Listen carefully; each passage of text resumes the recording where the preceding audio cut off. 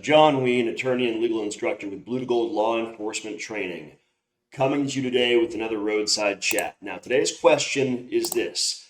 If police conduct a traffic stop and tow the vehicle, pursuant to that tow, they perform an inventory within department policy. Are we allowed to search the vehicle completely? The hypothetical is we find a pipe used to smoke illegal substances when conducting the inventory. Do you have to stop and apply for a search warrant? Here is what I'll tell you. In the vast majority of states, the answer is no. The officer who asked this question is from the great state of Pennsylvania.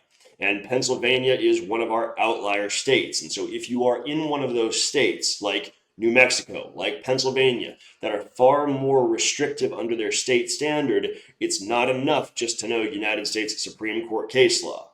Why? Because in many of these more restrictive states, exigency is a requirement. They do not follow Chambers versus Maroney or any of its progeny under the state law constitution. And so, for the officer who asked this question, for Pennsylvania officers, for those officers who are far more restrictive under their state standard, where exigency is still a requirement, if you are conducting an inventory and then you find evidence of a crime, should you then go get a warrant?